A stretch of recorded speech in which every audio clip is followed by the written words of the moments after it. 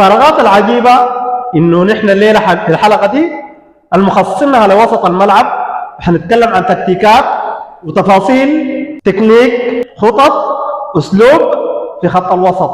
لكن قبل ده أنت قادر تتخيل إنه وسط الهلال حاليا فيه ما بين 12 إلى 15 لاعب في الوسط. نحن حنتكلم إجمالا عن ديل وتفصيلا عن أي. خليكم معنا ومتابعين الحلقة للنهاية، وما تنسوا الاشتراك في القناة وتفعيل زر الجرس.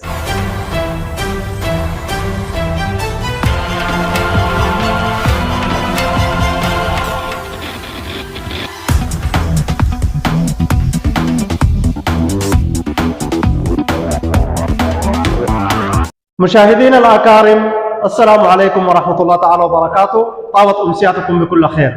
على قناة تريكا شو نلتقيكم مجددا. الليلة حنتكلم في حلقة اليوم عن حلقة الوصل، حلقة الربط، مصدر القوة وسط الملعب في نادي الهلال. عشان قبل ما أخوض في التفاصيل دي كده خلونا نجيب في نقطة بسيطة ونتحدث عنها ونوجز فيها قبل ما نخوض في التحليل وفي كيفية خط الوسط واللعب والطرق حقته والاسلوب والتكتيك والتكنيك خلونا نلغي نظرة اولا في كمية التعاقدات اللي عملها مجلس ادارة نادي الهلال في خط الوسط. لو جينا مسكنا خط الوسط حق نادي الهلال بنلقى في ترهل كبير جدا في عناصر التيم. بنلقى لنا حكاية بتاع 15 لاعب في خط الوسط، ودي ما حصلت في تيم في الدنيا، ودي انا بشوفها نظرة فنية نظرة تكتيكية والتسجيل. وان كان فيه الرؤية الفنية لكن كان فيه جوانب إدارية أكثر من إنه يكون رؤية فنية. كده نمسك على مستوى المحترفين بنلقى إنه الهلال عنده 5 لاعب محترف في خط الوسط. بنلقى ديفيد أباغنا، بنلقى جيرالد فيري، بنلقى جليل أجاجون، بنلقى فابريس إنغوما، بنلقى لاسانا كيتا اللي هو مالي المجنس اللي سجل من حي العرب بيلعب في الوسط على الجهة اليسرى. بنلقى في الوطنيين بنلقى أبو عاقل عبد الله، بنلقى بوجبا، بنلقى صلاح عادل، وبنلقى عماد الصيني، بنلقى عبد الرؤوف روفا ومحمد المنذر اضافه لحسن متوكل. ديل 15 لاعب في خط الوسط، ودي كميه كبيره جدا وممكن تسبب اشكاليات كبيره وممكن تسبب اشكاليات للمدرب وممكن تحدث سلوك في التيم. ولا لو مسكنا اللعيبه ديل كعناصر بنلقى فيه تشابه كبير جدا في بعض العناصر بصوره يمكن مترادفه ومتطابقه، لكن دي نحن لما نجي نتكلم عنها بالتفاصيل وحنوصفها وحنوضحها. لكن كده خلونا اول نتكلم عن خط الوسط بخططه المختلفة. لكن انا داير اتكلم عن الاي ام اف والدي ام اف والسي ام اف. دول هم ميزات 3 لازم تتوفر في انك انت يكون عندك خط الوسط من التفاصيل دي. لكن اي من دول او اي نوعيه من لعيبه خط الوسط من الشاكله دي بيختلف من الثاني. لكن خلونا نمسك اول خطه اللي هي الهول بلاير. دي بتعتمد على اللعيبه من النوع اللي عندهم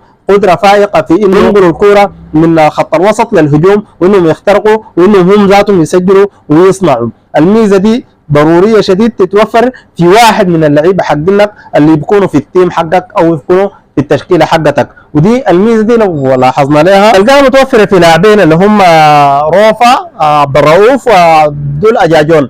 الاثنين دول فيهم ميزة بتاعت الاختراق الهجومي والقدرة في نقل الكرة من الوسط او الدفاع للهجوم والتنويع عبر الاطراف وتسجيل الاهداف، انهم بيكونوا دائما ساقطين خلف المهاجمين مباشره، وفي لحظات كثيره ممكن تلقاه استلل وبقى هو مهاجم وممكن يسجل. ودي بتساعد كثير المهاجمين في انه يتحرروا من الرقابه وفي انهم ينتقلوا للاطراف وفي انهم ينزلوا للوسط، وديل بيكونوا التناوب معاهم فبتصبح الرقابه حقت اللعيبه المهاجمين صعبه جدا. قياد اللاعبين ديل في تشكيله الهلال في الفتره اللي فاتت قيد محمد عبد الرحمن. الناس كانت بتهاجم محمد عبد الرحمن وانه ما قاعد يسجل للتفاصيل، فانه الرقابه على محمد عبد الرحمن بتكون سهله جدا. فلاحظنا في كثير من المباريات اللي نزل فيها محمد عبد الرحمن عن طريق الاجنحه او للوسط يمكن السبب اما صنع هدف او اتعملت معاه مخالفه ويسجل منها هدف. نيجي للثانيه، الخطه الثانيه والكلاسيك ان او 10.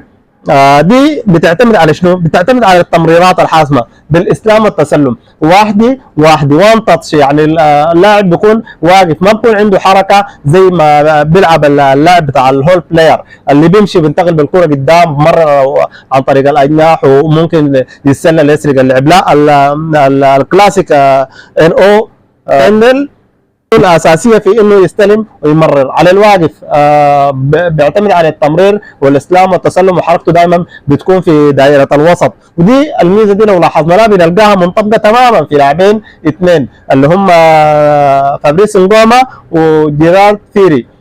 الاثنين دول بنفس الميزات، بنفس التفاصيل، بنفس الكيفيه، بنفس الحركه، بنفس القدم اليسرى، بنفس الطول، بنفس يمكن البطء حقهم، بكل التفاصيل منطبقه في اللاعبين الاثنين، فهم تقدر تقول نسخه من الاثنين. فانا برى انه الاثنين وجودهم في التيم ما كان عنده لازمه، فكان لابد من انه يكون واحد. اذا كان اعتبرنا انه فيري مصاب وبقطع وعودته صعبه يسجل فابريس، فما كان يفترض انه يكون فيري موجود.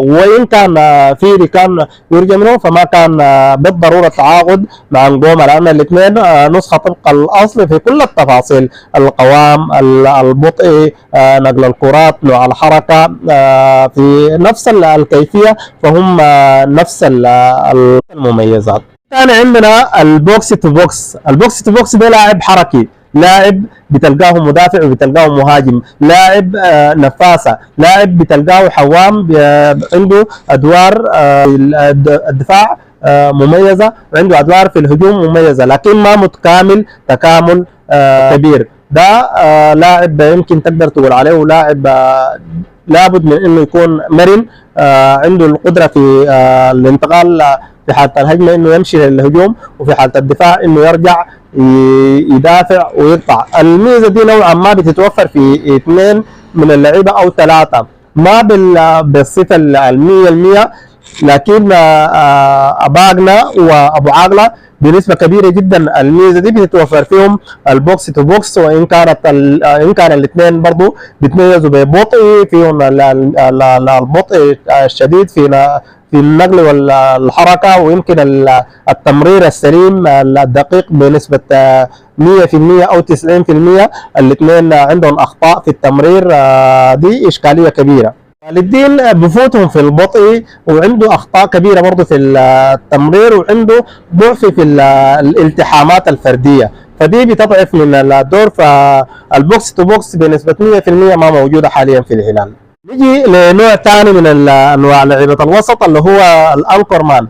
الانكور مان ده لاعب خط دفاعي، لاعب خط سته، لاعب بيقطع كرات، لاعب بيفسد الهجمات، لاعب بيعمل خط ساتر امام الدفاع. بالعربي حقنا نحن اللي بنقول له لاعب ارتكاز، لاعب ارتكاز ما لاعب محوري. اللاعب المحوري ممكن يكونوا ابو عاقله، ممكن يكونوا اباقله، ممكن يكون والدين دول، ممكن يكونوا محاور. اما الارتكاز اللي هو الانكور مان فدي ممكن نوعا ما بنسبه كبيره بتتوفر في اثنين من لعيبه الهلال اللي هو صلاح عادل وعماد الصيني. الاثنين دول اللي هم بتتوفر فيهم ميزه الانكور مان او لاعب الارتكاز. وللاسف الهلال الاثنين فاقدهم، يمكن صلاح عادل بالاصابه اللي ابتعد فتره طويله ويا بس بدا يتحسس ويرجع، وعماد الصيني اصلا يسجل جديد ويسجل وكان في فتره بتاع غياب وما دخل الفورمه وما يعتمد عليه فلوران. فيمكن شاهدنا الهلال بيلعب البطوله الافريقيه العام ده بيلعبها بغير لاعب في خط ستة، مركز خط ستة، ما كان عنده لاعب في مركز خط ستة، اللي كان بيعتمد على المحاور الثلاثة. ودي اللي يمكن أضعفت سرعة خط الوسط بتاع الهلال، إنه ما في لاعب خط ستة، اللاعب الأنكور مان الارتكازي اللي بيقطع عشان تقدر تدي الميزة الثانية للاعيبة الاثنين اللي هم في خط 8 وفي خط 10 عشان ما يكونوا لعيبة صناع لعب بسرعة أعلى، إنه يقدروا ينقلوا الكرة وينتقلوا بسلاسة عشان ما يقدروا يربطوا الخطوط بين الوسط والهجوم والدفاع. فانت لما تجي في خط الوسط بتعتمد على ثلاثه خطوط اللي هو خط 6 القاطع بتاع الكرات، وخط 8 وخط 10 اللي هم صناع لعب، انه لازم يكون فيهم مميزات، على الاقل واحد يكون كلاسيك وواحد يكون هول بلاير او بوكس تو بوكس، عشان ما انك انت تقدر تخلق التوازن في القوه والصلابه الدفاعيه، وفي انك انت انتقال وصناعه لعب، وانك انت تقدر تحرر المهاجمين حقينك وتخلي الضغط عليهم اقل، وانه يكون عندك جوده هجوميه اعلى ومعدل بتاع تسجيل اهداف اعلى بالنسبه للمهاجمين، اضافه للعيبه حقين الوسط اللي هم ممكن يخترقوا اللي هم هول بلاير. عندنا اخر نوعيه هي الاوركستراتور.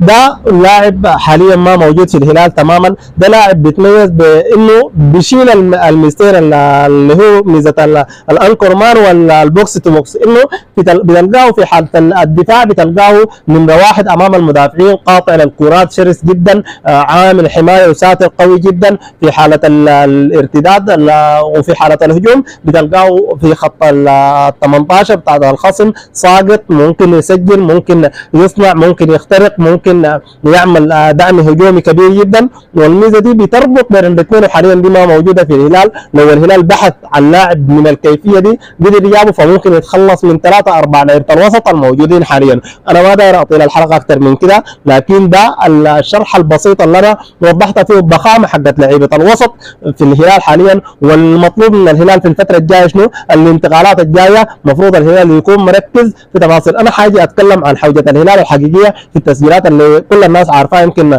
ظهير ايمن وظهير ايسر وحارس مرمى اضافه لمهاجم جزار، ودي فيها بشريات سمحه وحلوه وما اطيل عليكم، لكن دي يمكن الكيفيه والشكل العام والرسم التكتيكي والخططي للعيبه خط الوسط اللي يفترض يكون في تيمك، وده حاليا الموجودين في تيم الهلال، وانك انت مطلوب شنو في الفتره الجايه دي.